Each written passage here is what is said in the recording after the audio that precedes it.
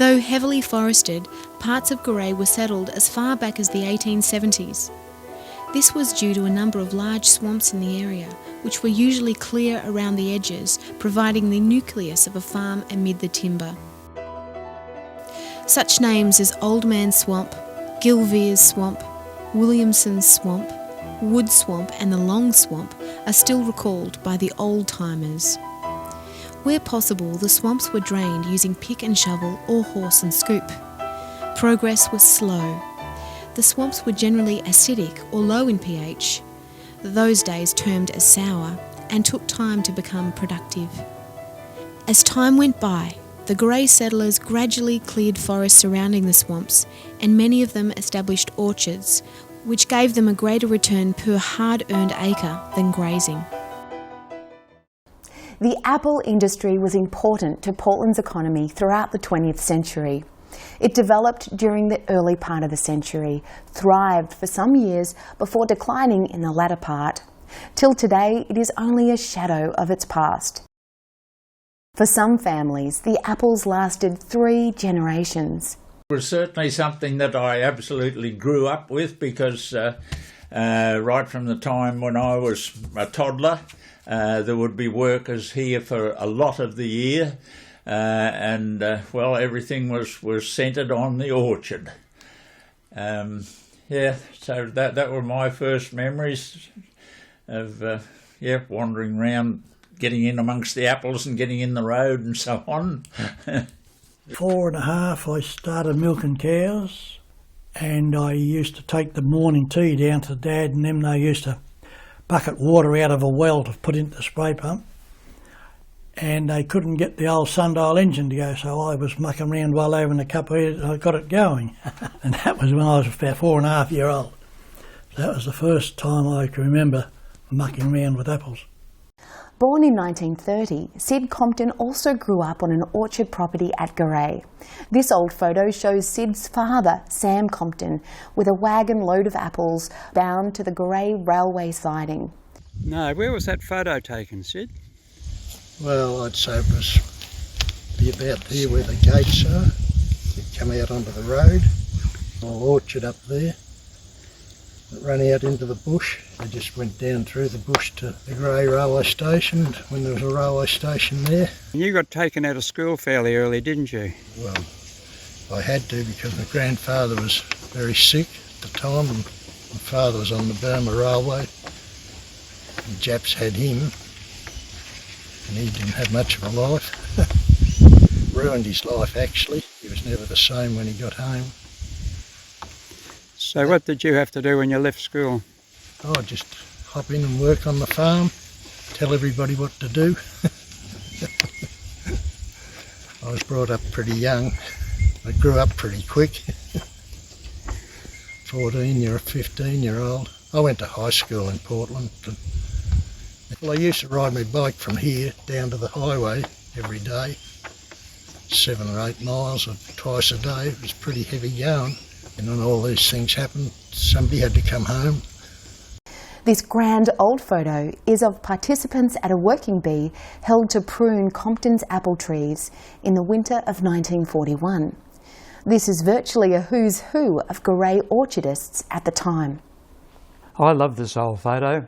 It's got so many old Garay people that I remember as a kid.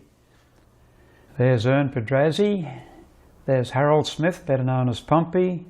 There's my father, Ellis Kerr. He had a farm and a small orchard at Garay West. There's Waldy Headage and his daughter Marge Compton.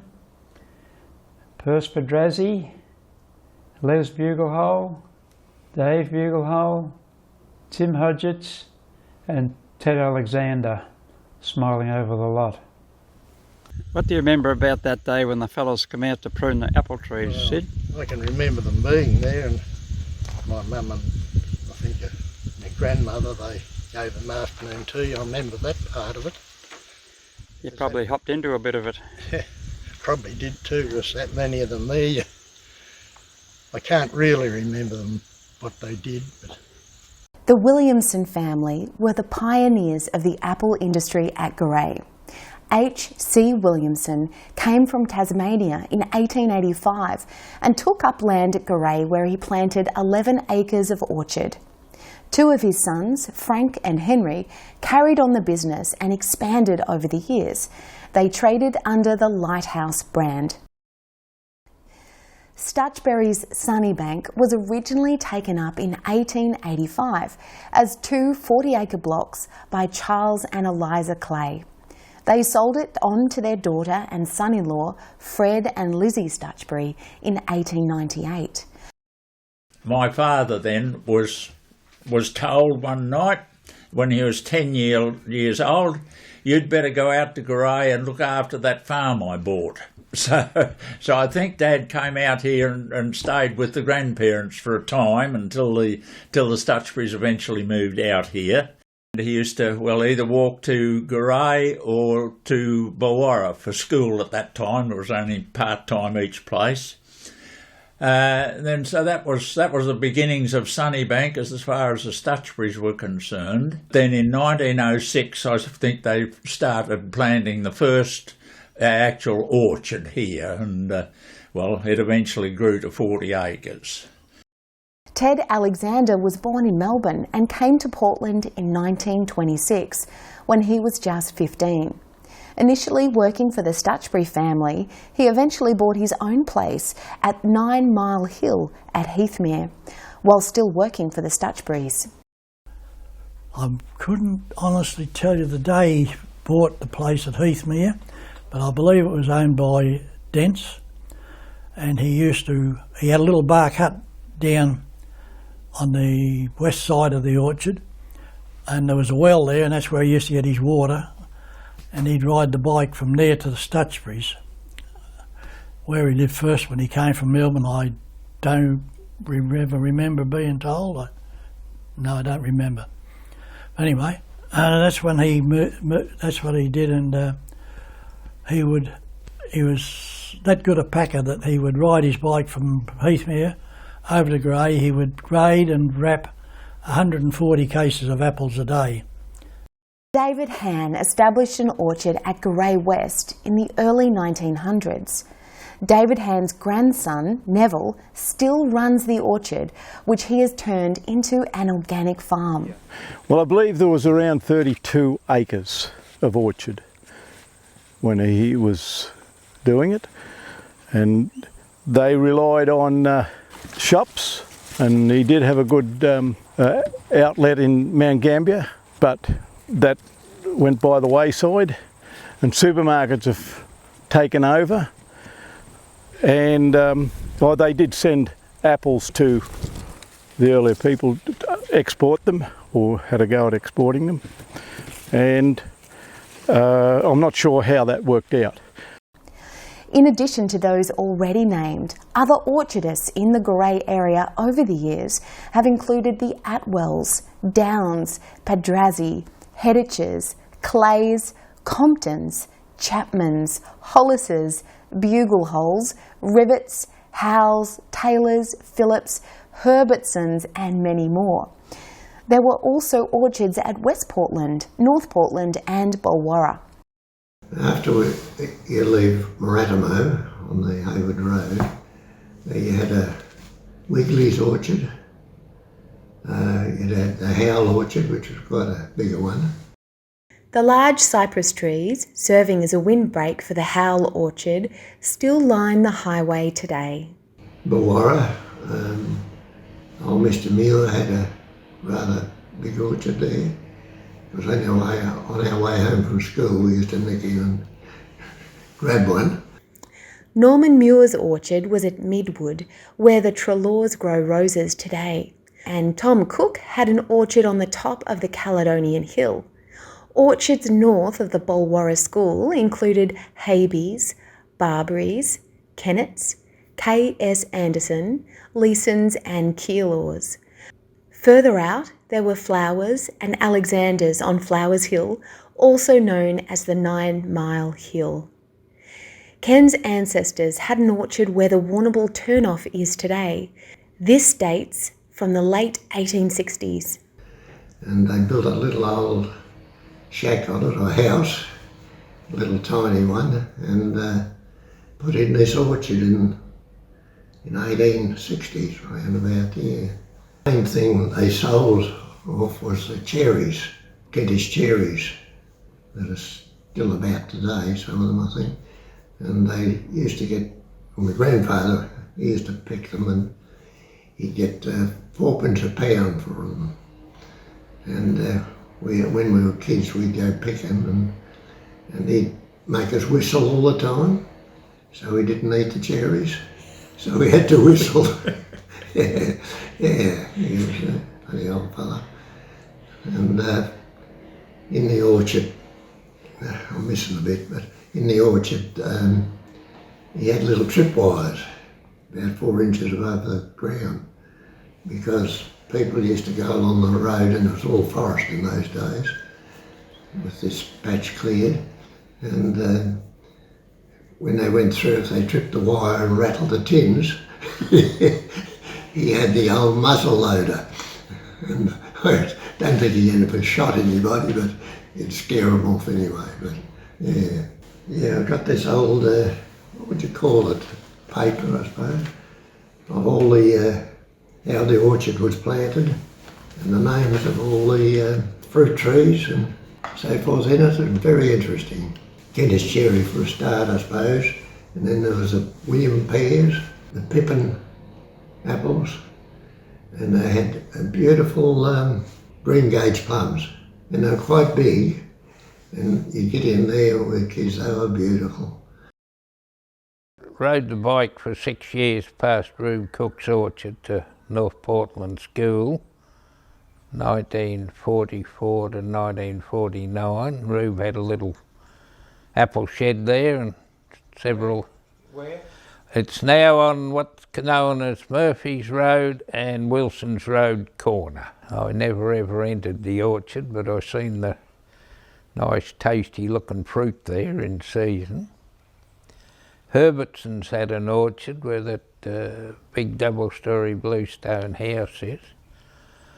Mother would send me down there with a shopping bag to get a shopping bag full of apples, and they'd always give you plenty of apples, and bag chock-a-block full and one to eat on the bike on the way home.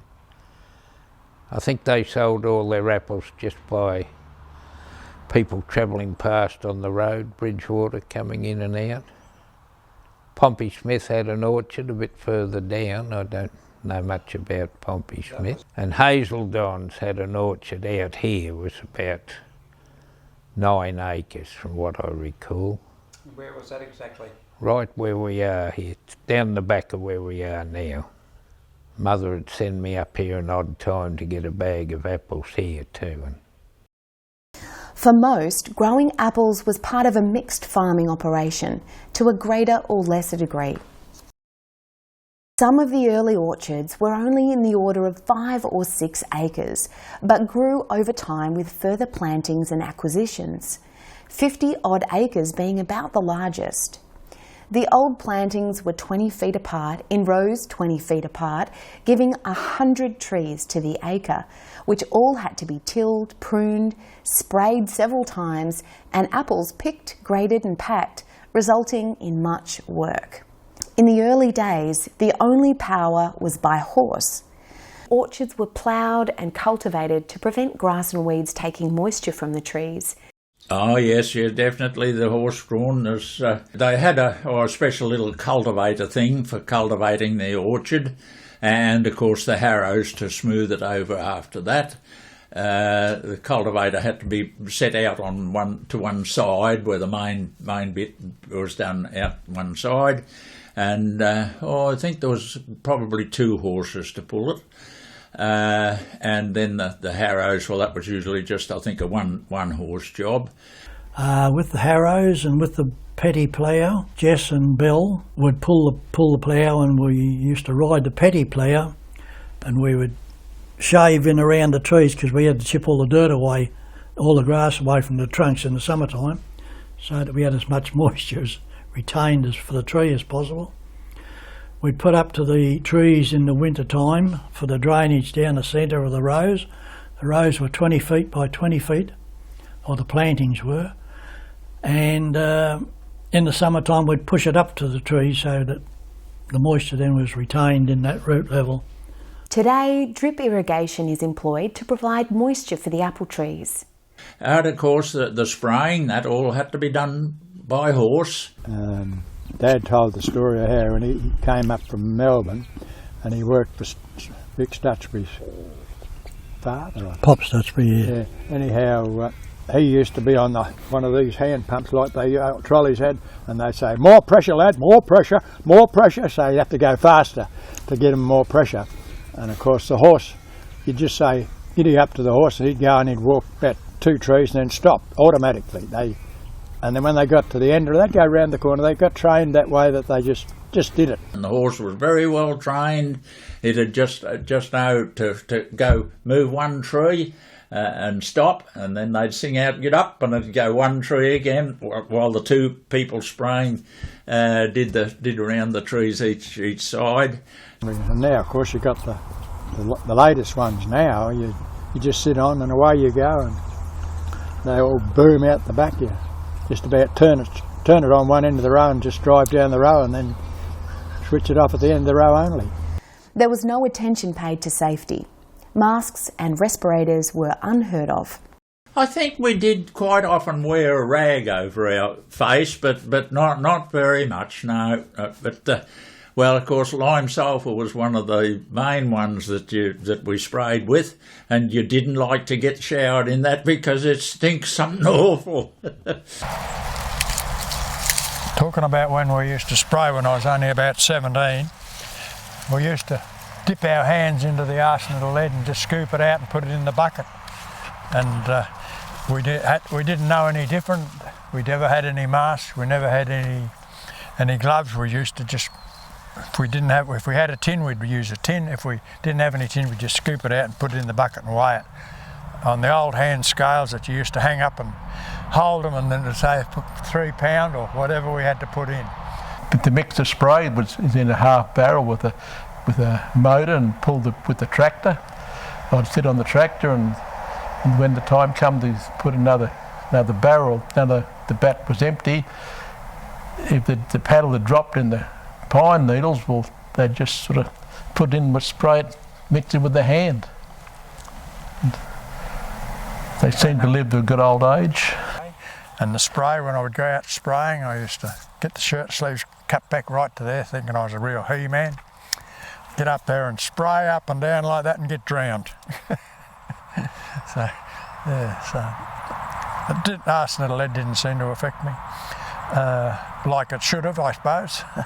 I wouldn't do it now though. I wouldn't recommend it, but we didn't have anything else. All we had was what we had.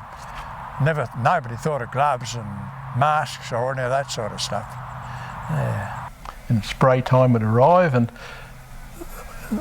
when the day come to spray every few weeks, I'd be taken out of school and I'd sit on the tractor, and while they used the hand ones to spray the trees, and I'd sit there with no protection whatsoever, and would spray all over me as well. And the sprays that they would have been used in those days would have been DDT, lime sulphur and Captain for different reasons for the trees, for light brown apple moth and codlin moth and black spot.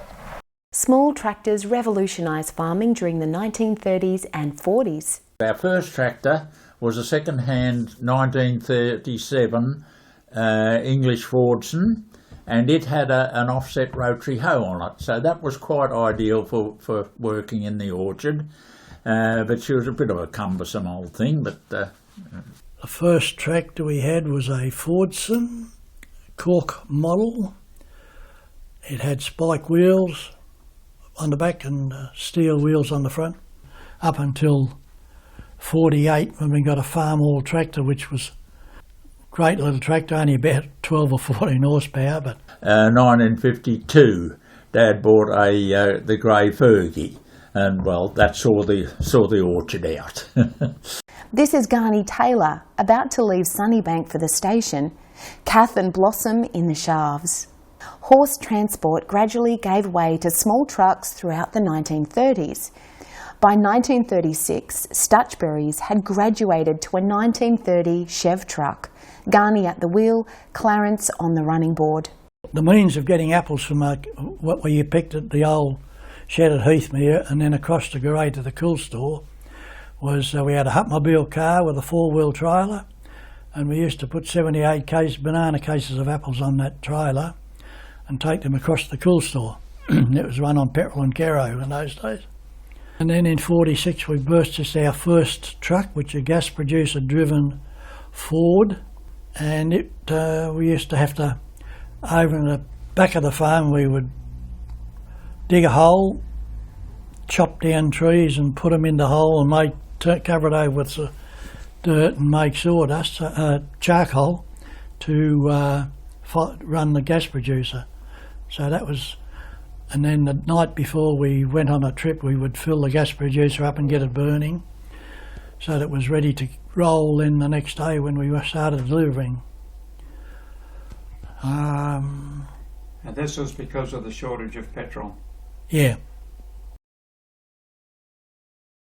There was quite a lot of varieties on Sunnybank. The first ones was Beauty of Bath. There was only a few trees, but you could pick them, well, early January, so that was a nice early apple. You could get some apples into the market early.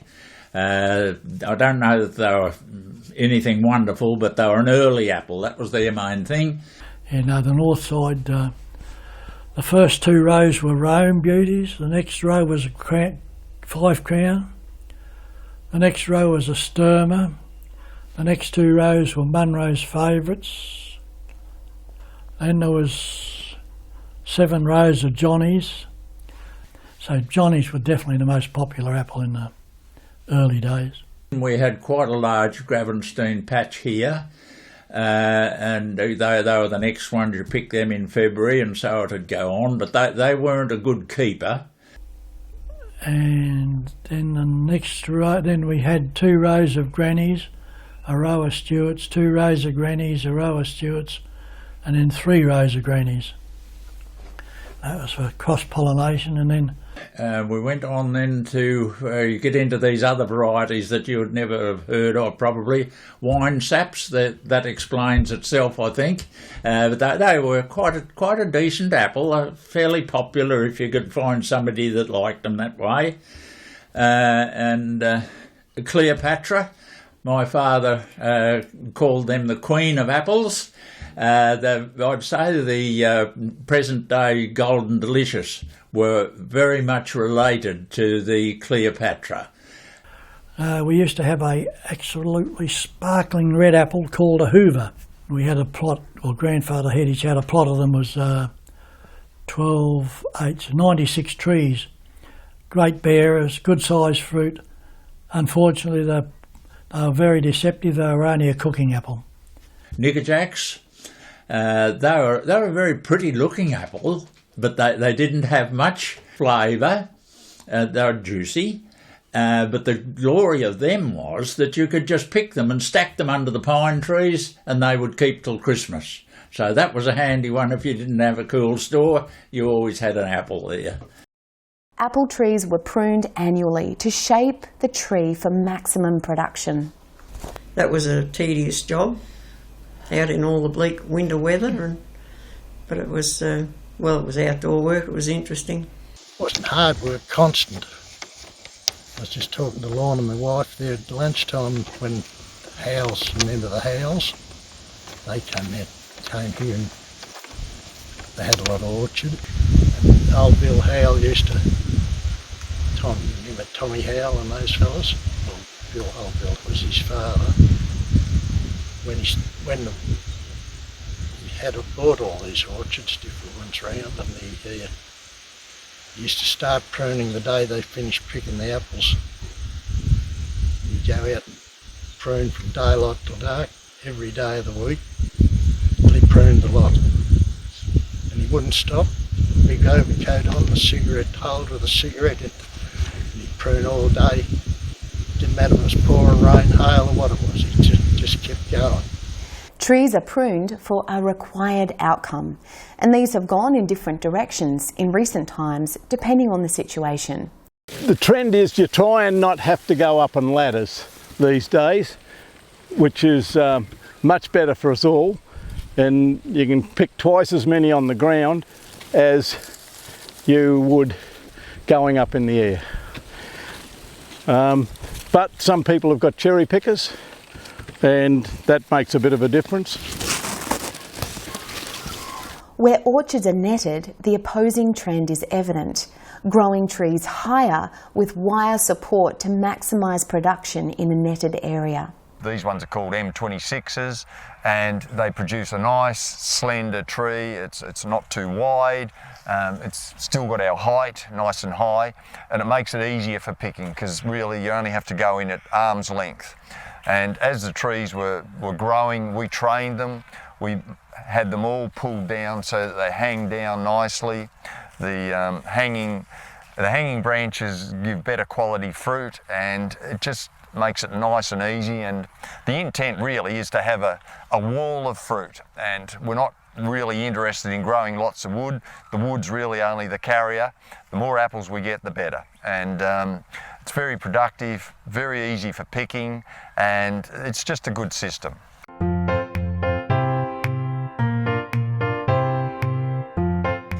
Picking and packing was a busy time. Some of the seasonal hands came from surrounding farms or from Portland. Some lived on site. Women were well represented, picking and packing. Written in the ceiling in one of those huts was Downes Brothers, 1936. And that was when Les and two of his brothers were both picking, picking was the main job, all right. So that they were some of the team, and then there was others in the other huts there. Les Downes married Annette Stutchbury in 1941, and the young couple branched out on their own, purchasing W.J. Williamson's property and orchard. They were to become major operators in the industry. Their daughter, Joy, married Ian Ralph, which resulted in the partnership of Downes and Ralph, orchardists. Another employee, Garn Taylor, married Claire Stutchbury. They farmed south of the Surrey River on a property named Surrey Glen.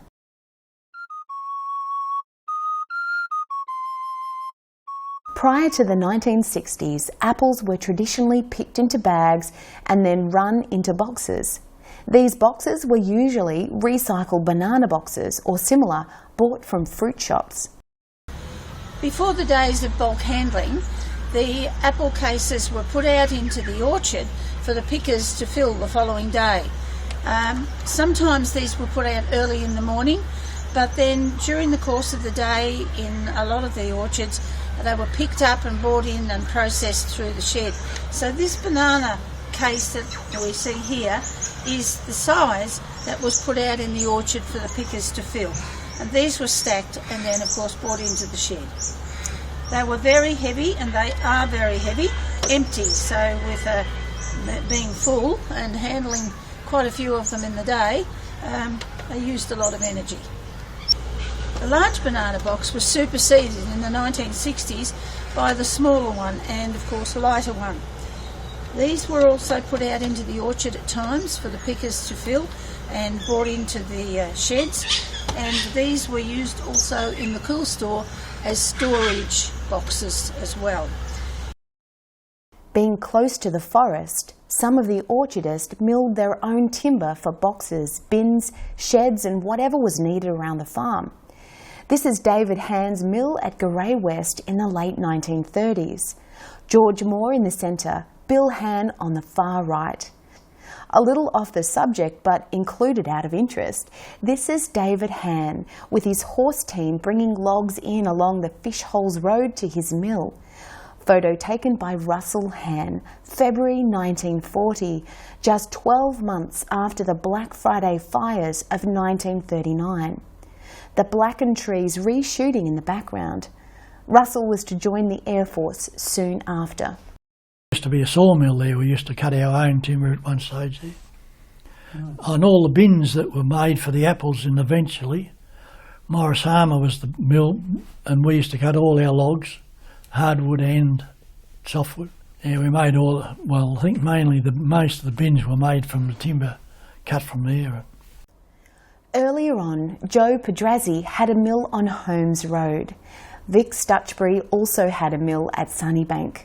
The old kerosene engine is still on the farm. So that engine, as far as I can work out, was bought in about 1924, and it drove a sawmill that would have cut the timber for these huts and for that house over there. And quite a lot of cases for packing apples into too. With seasonal workers on hand at picking time, a lot was expected and provided by the women, unstintingly. We had quite a large table in the kitchen, and yes, come for the dinner time meal, there would be at least 6 workers around it, and then the family, gathered around at the ends or something or other. So it was quite a big job. I think the men used to look after their own breakfast and tea time meal, though, I think. I'm just not too sure on that, but I can remember seeing little fires with the tripod up above it burning up in front of the hut. So I think that was where the men used to get their own tea. Yeah, but it was quite a big job for everybody, keeping everybody fed. Well, there could be anything from 5 to 13 people out in the orchard. Mum was a stalwart. She was used to hard work most of her life, I would say. All of her life, no, not most of it, all of her life. But one of the things that we were blessed with was she was a good cook, and she was always eager to feed us. She would feed us morning tea. As you can see, we'd have scones, drop scones. We would have orange cake with a coconut icing and chocolate icing on, or we'd have a sponge, cream-layered sponge, or jellies or cakes. And dinner time, we were sat round the table and had dinner every day. In the afternoon too. Blue heels. Oh yeah, had hair, blue heels, and or the Dawsons, was it? The Lawsons. Right, that come on later. And then in the afternoon, she would bring it over to the shed when we had afternoon tea as well. So yeah, no, Mum and Betty did a great job actually. Probably didn't give them enough thanks when they were alive, but anyway, we appreciated greatly what they did for us. I remember my mother and Auntie Claire Taylor saying that there were up to 17 men and families sitting around the table lunchtime and night time to get their meal during the picking season. There were up to 17 employed. And there was a period of time on our farm of Downs and Ralph where we had about 15 or 16 working in the fruit in the actual picking season. Apple graders came in many forms. Clary Atwell made his own. Yeah, they were graded by hand. We had an old grader my father made and turned it by handle until the power went through. The first grader we had was a hand-driven belt grader, which I can't describe, but you wound the hand, you tipped them into a big yellow hopper, big as the table, and it would feed onto a disc that went around, and then they would fall, as they were sized, they would fall into different sizes. Today, apple graders are fully computerised and automated, far removed from 70 years ago. In the early years, packing was often the job of women. Here are the 3 Stutchbury girls, Betty, Annette and Claire, ready for work in their worn leather aprons. The apples were packed into what were known as dump cases. This is the dump case made from pine, and these the pine wood came from South Australia, and the orchardists made their own boxes often. You can see on the front here, everyone who grew apples in the state had to have their own label on it to either send it for export or to send it to some other town for commercial reasons. The dump case is a much lighter box, and you can see the shape is quite different.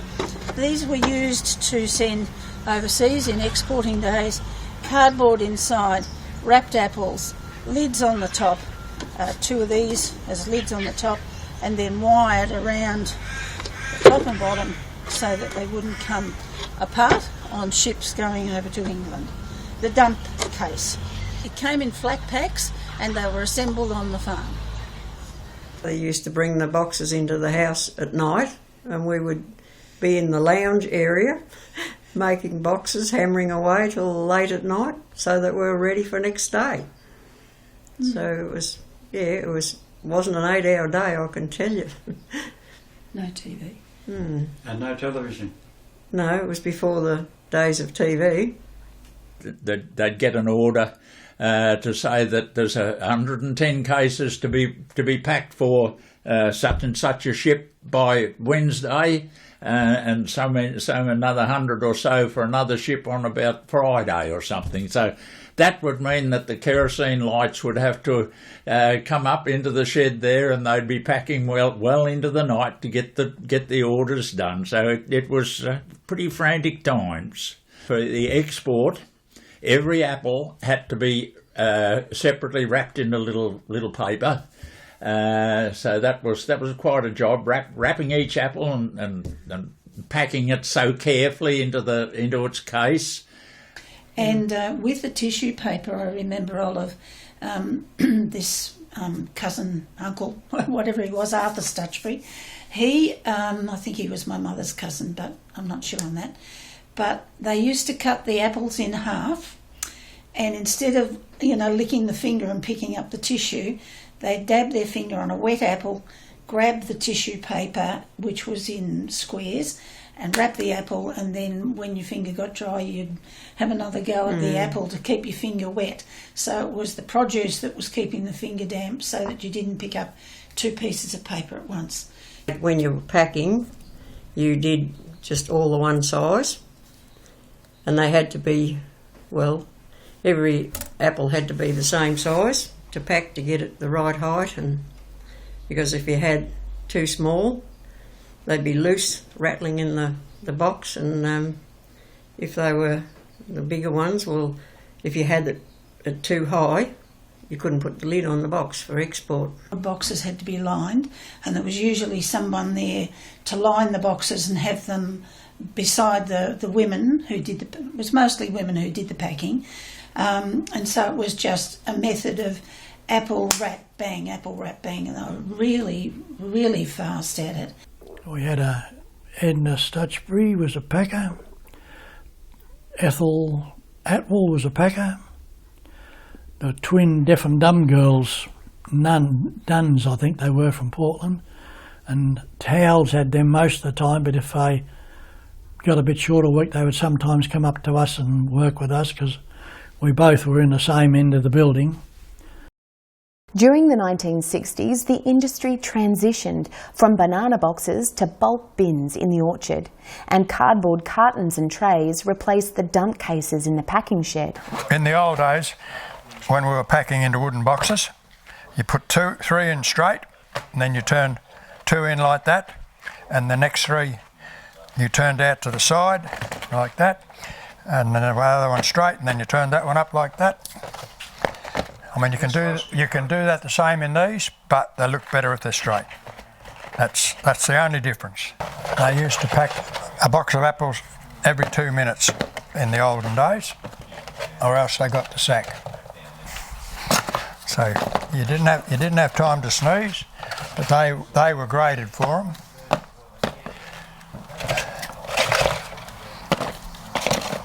But then when the bulk bins came in, there was no work having to put boxes out the night before, because the bulk bins would hold 22 cases of apples at a time instead of 1 box at a time.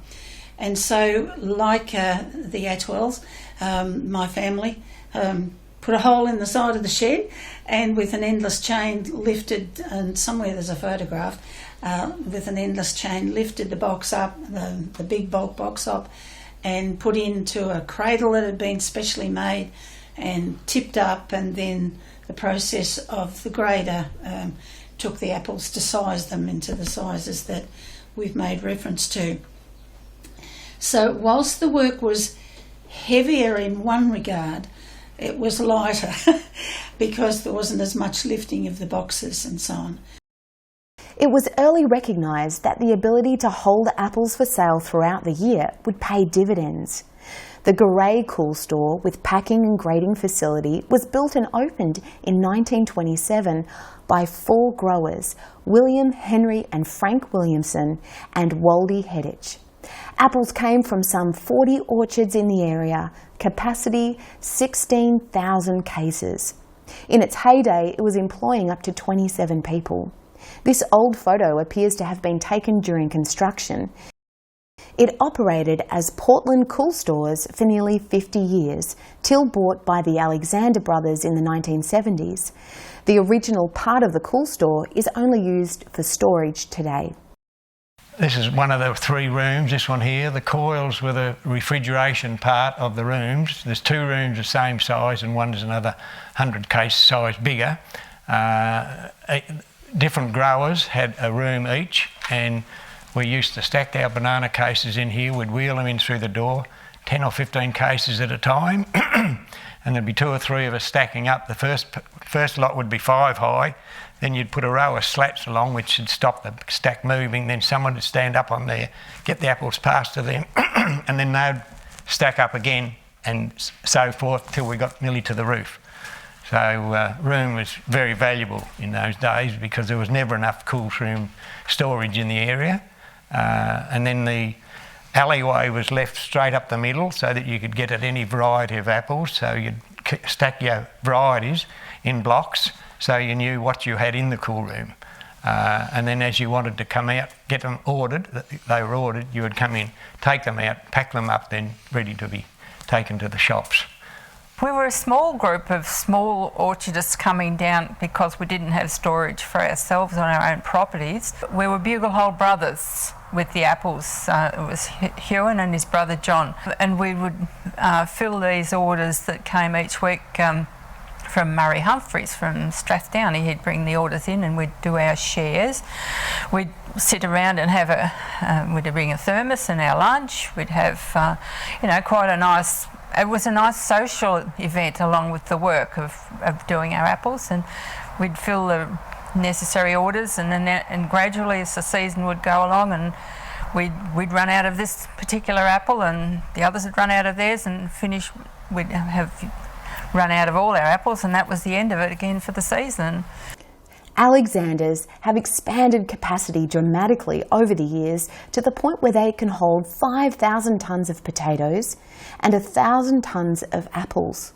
In later times, controlled atmosphere cool rooms were the main thing to keep the storage of apples for longer times. This here is one of ours, and we have 1, 2, 4 CA rooms here. Storage of bulk bins, and it'll keep apples till next year from this year's crop, if need be. You take out the required number that you think you will sell in the next 4 weeks, then seal it up again and bring the oxygen level down to 2%.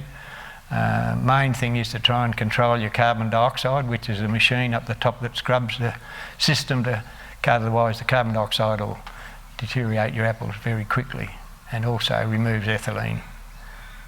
Throughout the 1950s and 60s, a number of growers built their own cool stores to gain some independence. Prior to the 1940s, apples were usually sent away by train to Melbourne agents or various towns. Some went to Melbourne for export. On one occasion, 105 tonne of apples left the Grail railway siding for Melbourne. At times, some were shipped direct from Portland, usually in conjunction with meat from Borthwicks and dairy products. Smaller consignments went to country towns by train. Every Wednesday we would load apples onto the railway line, and they would go from Branchstone. They would then go across to Balmoral and on to Natamuck, and then one train a week used to take them up to Brim. I know Mrs. Earl at Brim always got 7 cases a week. Charlie Ingram at Balmoral would get about 7 to 10, and And they was all sent by train in those days. Marketing appears to have been fragmented. Some people sold their own crop, others sold through agents, and some did both. And it changed over time. For some years, a local fruit growers association operated. Clarence Dutchbury was secretary. We sent fruit to Jeffrey Thompson was one of the buyers somewhere around Melbourne, I think. They used to handle quite a bit, and they used to find markets in Sydney for it, so quite a lot of fruit went from Melbourne to Sydney, and then, as we mentioned, there was a little bit of export all the time. And then, once the Fruit Growers Association got going, we then could organise a load, a lot that would go to Monbulk, processing plant down Tyab Way, and so we'd organise a truckload between the growers to go down there. And then Tom Piper for juice, we could organise a truckload for that. We used to, Stutchbury's truck usually would come and have crates on the back, and you'd come along and with you and just tip the boxes of fruit into his truck. But it was always we could have filled the truck twice around the district, but no, they had their quota that we had to stick to. So we could only just fill up the one truck and then wait till they could take another one. So. And as far as the other bit of marketing, of course, most of the growers had an advertisement in the Weekly Times, and so every week there'd be so many cases to go down to the railway station here, and they'd get transported to Hamilton or goodness knows where around Victoria. So yes, that was the marketing arrangements, and then, as we mentioned, the export. Quite a lot went that way too. So. The Alexanders replaced the 1939 Ford 5-tonner with bigger trucks they delivered to shops all over Western Victoria and north as far as Mildura. Every Friday they went east. Well, Tarandara was the first store, and then we would do Yambuck, and then Port Fairy, Warrnambool and Terang. We did about 80 shops altogether in those days. And with the advent of the great supermarket, there's only about 4 shops now. So what a disaster. The number of orchards has declined dramatically over the last 50 years. Britain joined the Common Market, or the European Union as it is now, in the 1970s, resulting in the loss of that export market. Some orchards were bulldozed out. At this time, Clarence and Claire switched to dairy farming. They had no regrets. The marketing wasn't such a worry in the dairying. There was always this big risk with the orchard that you might get some unfavourable weather and you'd get black spot all over the place. Or you might get some weather that was too hot and you'd get sunburn all over the place. So it's a pretty tricky business. During the 1960s and the arrival of supermarkets, the demand increased for apples packed in plastic bags, initially 3 and 6 kilo. Nowadays it's mainly going back to 1 and 1.5 to cater for the public. That's how they want to buy them, so that's how you've got to cater for them. And our exercise is to try and sell apples, and so and these have got to have 1.5 kilo in them. And when you finish it, you just tape it up like that. With tightening market conditions and increasing costs, some people left the industry. Some increased production, endeavouring to achieve economies of scale. Others sought niche markets in organics, which also had its challenges and rewards. Being registered as organic, the use of conventional pesticides is banned. The most common pest is codling moth, which lays its eggs in the ground at the base of an apple tree. When the grub hatches, it crawls up the tree and burrows into an apple where it feeds and grows into a moth to repeat the cycle again. It took me 2 years and to change over before you're fully organic, and I went, I believe it was about 98, and it took a bit of controlling codlin moth and the fungus of the which is the black spots of humidity, but I've got the reasonably under control without saying, because next year you don't know what could happen, but with pheromone ties, pheromone traps, and using trichogama wasps and some other pheromone ties has helped me with codlin moth. And I had to pretty intense with trichogama wasps, which come down from Queensland overnight. They're only very minute. There's 1,000 in a little inch by inch sachet, and they only last about 7 days, but they lay eggs in the codlin eggs. The birds are probably the biggest hassle. There's just so many around, and to try and get permits to destroy them is so frustrating, dealing with bureaucracy. It's heartbreaking to see white cockatoos fly in and destroy tons of apples in an afternoon. And then you have a good year like this with the Jonathans, is wonderful, and then you go and look at the Granny Smiths, and with all the rain we had earlier on in the year, the black spot was awful. So organically it's pretty difficult to control all that sort of thing without concentrating full time. It's difficult. If you were here all the time you could get a better crop, but you've got to get the income to be here all the time, so it's a bit of a catch-22 situation there. Apples go to juice. I've got my own label, Garay Organics it's labelled under. It was a bit of a sleepless week or two until the apple juice came back, and I opened the first bottle and took a sip, and I thought, no, this will sell. So it's been fairly steady.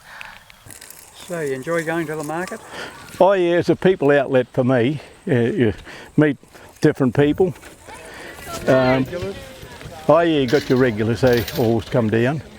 And you get some acknowledgement of better than what you can buy at supermarkets at times, which is good for me. See, these haven't all made size, but I can sell these at the markets I go to because they're good lunchbox size for the kids. But I don't know the supermarkets really want that. They want big fruit. But I'm glad I can sell these smaller ones. These are the new variety that we've planted, and they're called Bravo.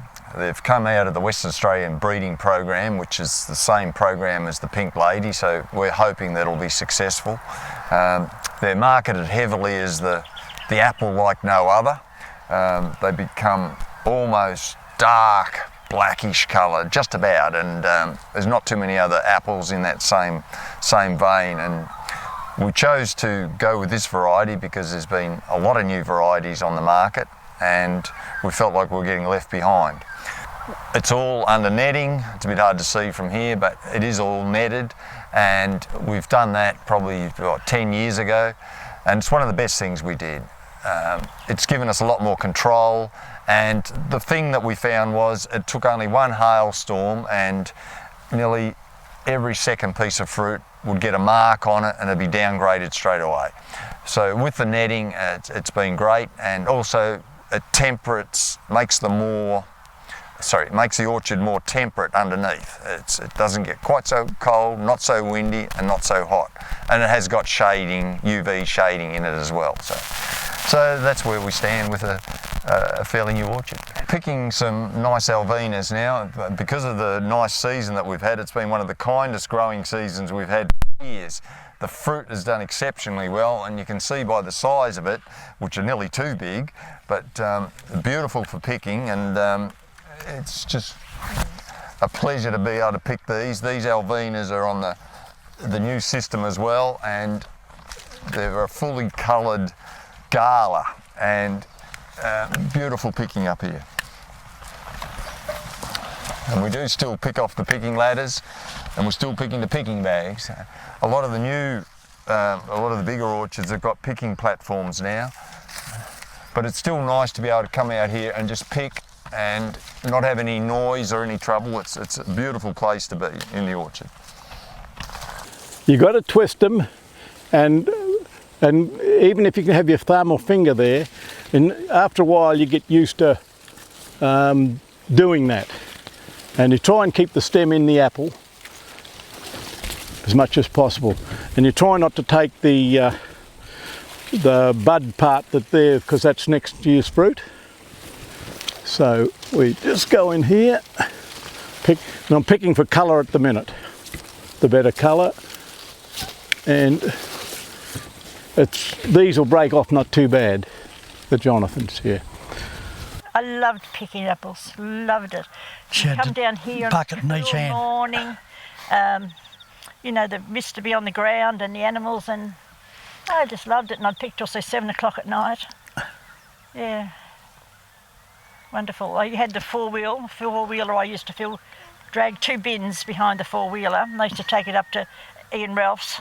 Ian would unload those 2 bins, and then I'd come back and I'd fill another couple. We'd pick 3 or 4 bins of apples a day, yeah, and they're about 300 kilos in a bin. So you know all about it at the end of the day.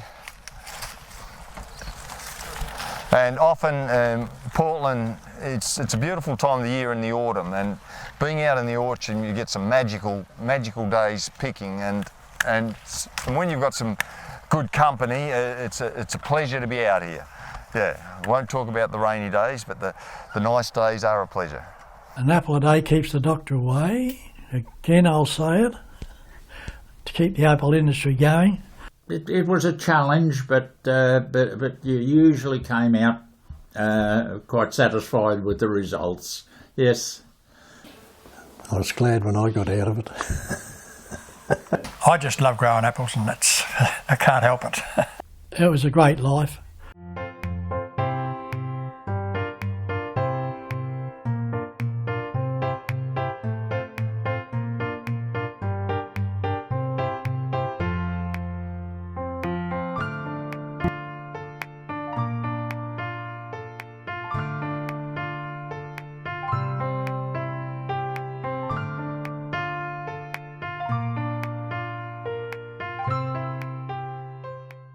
Cape Bridgewater, A Social History, is the 9th in Gary Kerr's local history series of documentary DVDs. Others include Dairy Farming, 100 Years of Change, Bothy's The Worker's Story, On Our Selection, The Women's Story, How the West Was Won, A History of Land Clearing in the Shire, Construction of Portland Harbour, The Worker's Story, Cattle Stories and Bush Yarns, A History of the Livestock Industry in the Shire, and Stringy Bark, Stories of Timber Getting in Victoria's far southwest. These important local history series of documentary DVDs are available from Portland Books and Gifts in Percy Street in Portland, the Paper Nautilus Bookshop in Bentinck Street in Portland, and the Haywood News Agency. For the nautical-minded, there's also Gary's 9-part Australian Maritime History series of DVDs.